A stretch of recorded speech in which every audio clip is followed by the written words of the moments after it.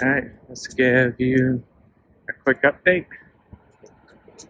It's filling in.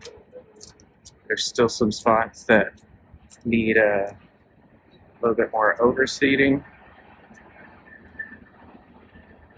where the flood kind of pulled up a little bit more, and then you can see kind of like where some waves or like the current, from the water kind of flowing around this area and pulling up into the manhole or the water meter spot.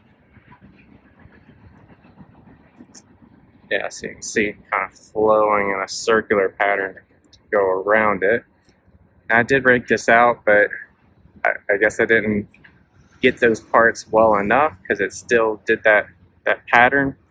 When over here, if you look straight, you can see more of a straight pattern where the grass is going vertically. And then right here where it puddled up and wanted to flow in this area, that didn't get raked up well enough. Down here, you can see the same thing happening. But my existing tall fescue that was on the side, if you remember, I'll put like maybe a clip back of what this looked like. This was dormant and really brown and looking very patchy. Still patchy in certain areas. And I've got new grass that I'm hoping to fill this whole edge. I just want this all to be fescue. But this is looking really good. I did come out and mow this part just with a regular manual reel mower because I still have baby grass and seeds that are down here, and I didn't want that suction of the rotary mower to pull up the baby grass or maybe some seeds that haven't fully rooted into the ground. So that's why I used the manual reel on this side. But pretty happy with the way this looks. Hopefully the front yard will be pretty close behind, maybe a couple more weeks, maybe to a month. Backyard, starting to see more germination, more green.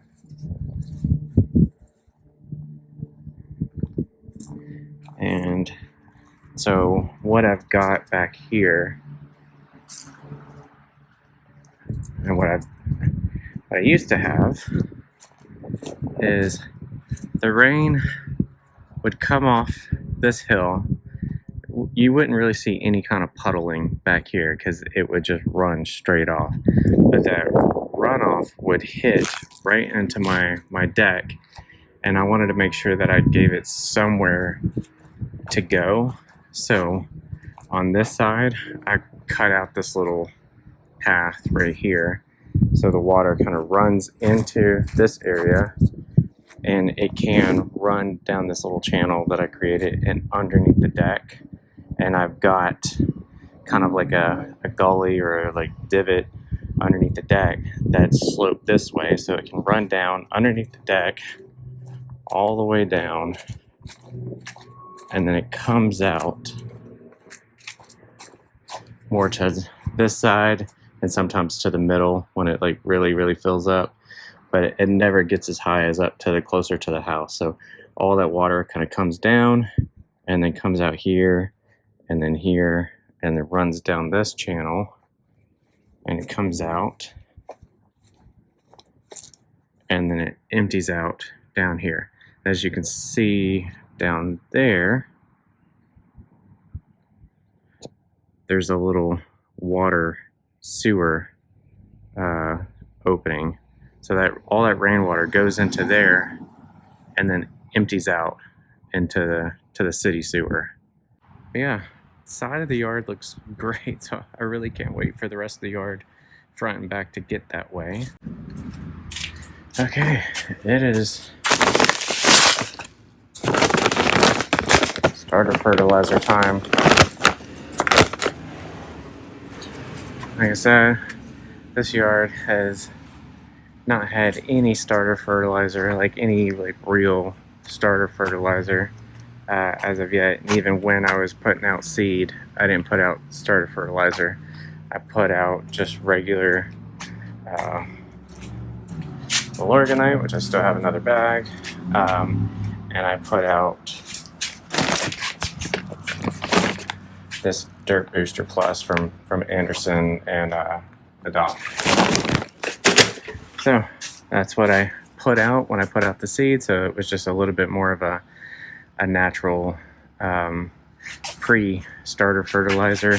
I wanted to give this at least 3 weeks before I did anything else. So now that we've got some foliage and some roots in the ground, I want to speed that part up and help it grow thicker and faster. So we're gonna put that down. We're gonna use the Scott's Elite broadcast spreader. So let's get that going.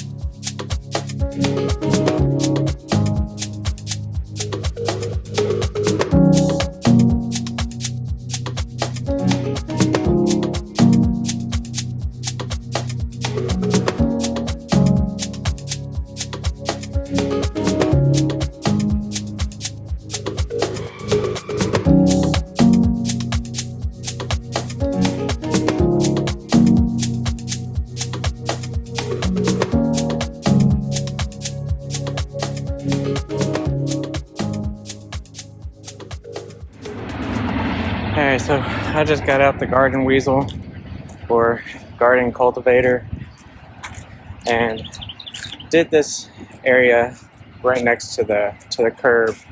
This area usually gets compacted very quickly. Even though I aerated this and slit seeded this, some of the seed came up, but as you can tell, it's still bare. Like the seed's good here, and then it starts to get really thin towards the edge of the curb.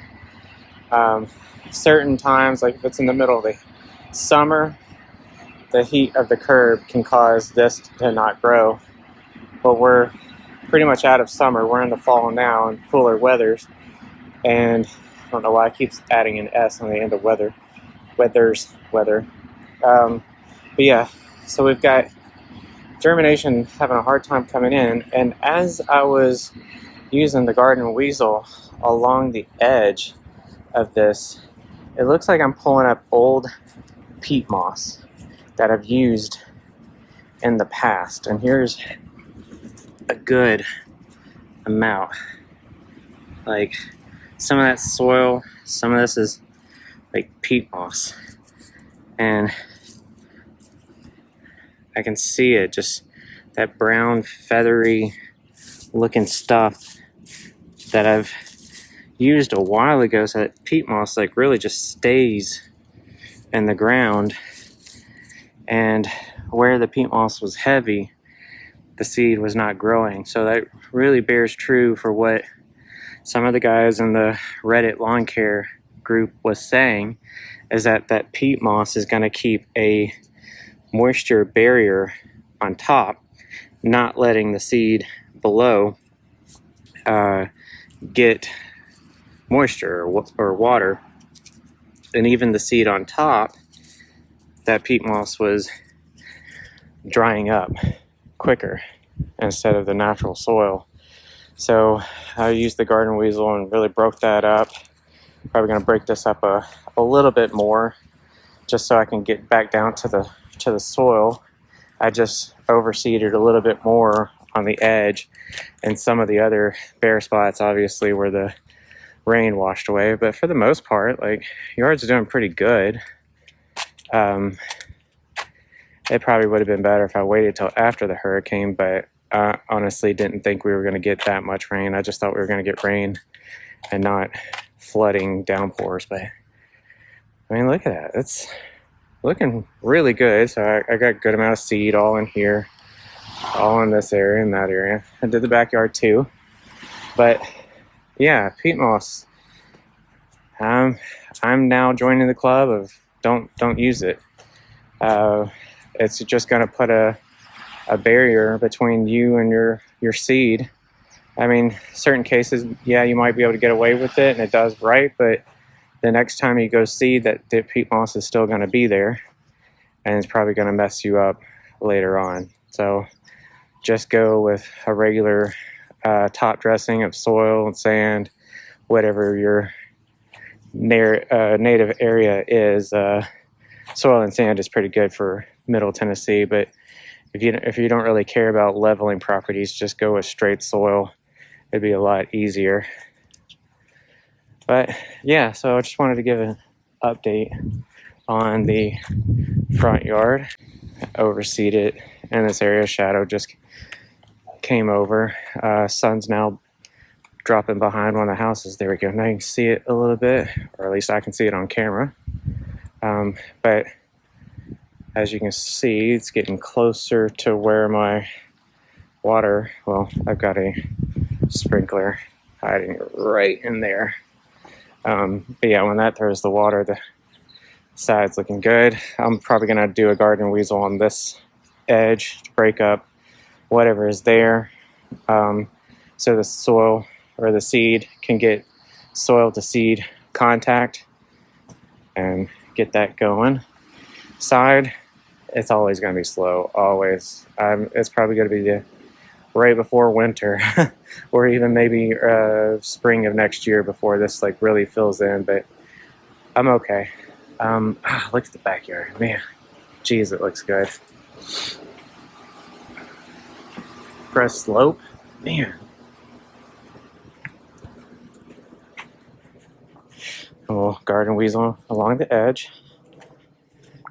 Edges are usually my problem, but wow. Oh, one thing to note. If you're like me and you're looking at your yard every minute of the day, looking at changes in your yard, sorry, glare in the sunlight. But if you're looking at it every minute of the day, looking for changes, look at the grass during what they call magic hour.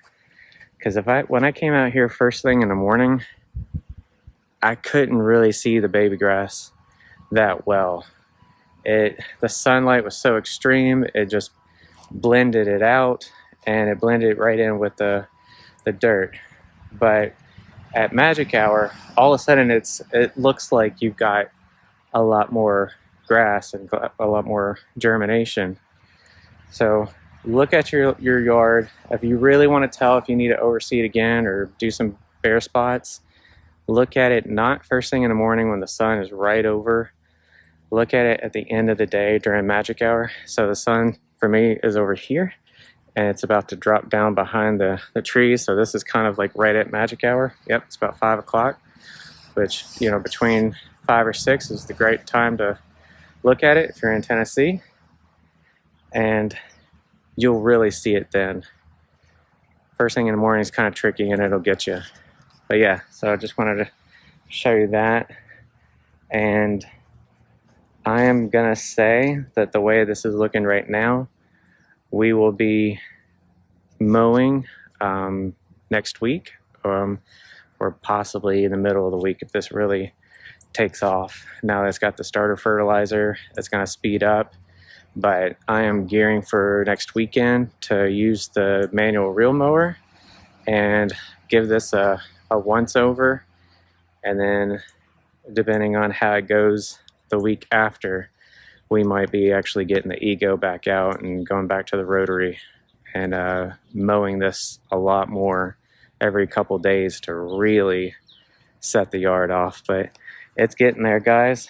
I hope you're watching and you enjoy watching this transformation from old Bermuda and pretty much dead, killing it all off. I mean, there's going to be some spots where Bermuda is going to come back up, but we'll deal with that. And then seeing the transformation from Bermuda to GCI Turf Type Tall Fescue. I am excited for this to fill in. Oh, one other thing I want to add is I ordered some more Star Kentucky Bluegrass. I did 5 pounds in the front, and I'm going to do 10 pounds in the back. So this is going to be Turf Type Tall Fescue mixed in with a Star Kentucky Bluegrass. So probably spring of next year we'll really see how that looks with the blend. But yeah, so that's all I'm going to do for this week. It might be a shorter video depending on how I edit this. Oh, the top, if you've noticed, my pretty much flower bed that's up there, it was thick, it was overrun. I thinned it out yesterday and gave the plants some space, and it looks a lot better. So I did that as well. If you want to see content like that as well, and not just grass, you want to see garden. I'm not a gardener, but you know, I'm also not a professional landscaper. So if you want to see stuff like that, let me know, and I'll start recording that stuff as well if people out there are interested. So let's wrap this up, and I'll end it. All right, guys, I want to wrap it up face to face and actually put my face on camera when I'm saying this. I don't want to be impersonable. But one thing I want to say, I appreciate all the brand new subscribers that have jumped on within the last 2 videos.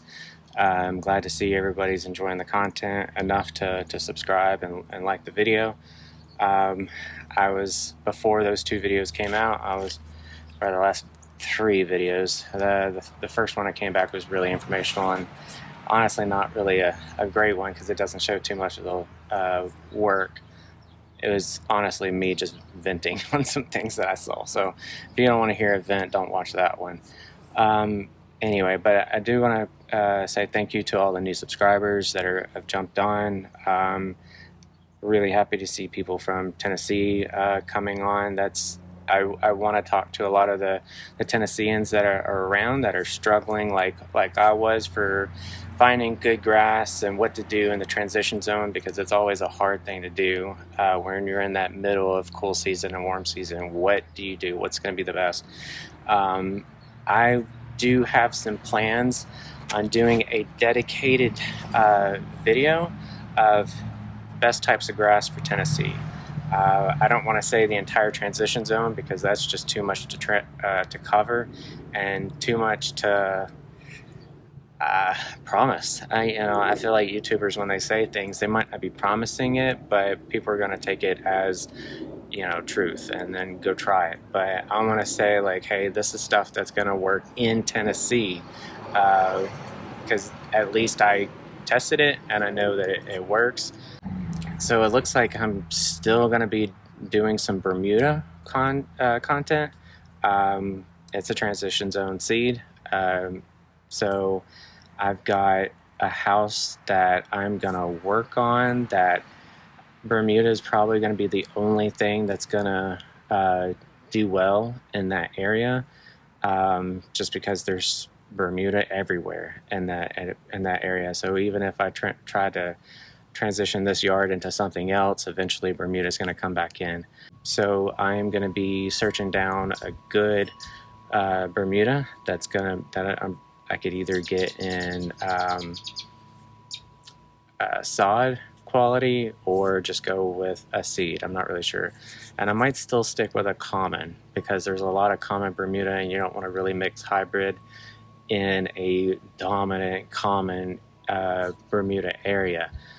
So for some of you that are out there and you've done that, you've got a good high quality common Bermuda. I'm not looking for golf course, Turf Type, Monaco, some of the other brands that I've used in the past, but they don't make them anymore, so I'm not even gonna name them. Things like that. I'm not looking for that. I'm still looking for the common variety, but I want a good color and good growth. Because I'll be working on that in probably the early spring of next year, so that content will take a while for me to do. Again, appreciate all the subscribers that have jumped on recently. So happy. I'm getting close to 100, which I never thought this channel would do. When I started this, it was really just a fun project for me to do for myself. It was going to be kind of like a lawn journal per se for myself, so I can see like, what did I do during this time? What seed did I put out? What fertilizers did I put out? Did it work? Did it not work? So I can record all of that and then go back and look to remind myself. So I told myself I'm not really doing it for people to watch, because honestly I don't care. If you're watching this and you enjoy it, I care that you like it, and I appreciate that, and that's great. And maybe we can build kind of a community where we work off of each other and tell each other what worked and what didn't work. That's kind of what I want to build, a community. I don't want to be one of those content creators that just puts something out and says do this. I don't want to do that. I'm not going to be the source of truth all the time. I want you to come out and be like, hey Mickey, what you did was completely wrong. You screwed up big time. You should have done this instead. Put it out there. I will take a look at it, and I will see if yeah, that is a good idea, and maybe I did screw up or something. But that's what I'm looking for, that back and forth. I want that community feel, not a influencer feel. I am not that type of person. This is not my full-time job. I've got other things that I do. And there might be times where I'm not able to put out content all the time, but hopefully if I see something worthwhile putting out there week to week, I'll do it, because it's fun and I'm really enjoying the content and the camaraderie that I'm seeing with some of the other lawn care guys that are out there. So that's it. I want to end it here. Thank you very much for watching today's video. Please like and subscribe. Add more subscribers. Get me to 100. That'd be great. That was my first goal. To hit that 100 number, and I don't think I'll really set another goal after that number-wise. I just thought a nice even 100 would be really cool. So if you haven't subscribed yet, hit the subscribe button. Get me to 100. I'll see you in the next video. I am Mickey Hale, and this is One Hale of a Lawn for the Transition Zone. See you later. Peace.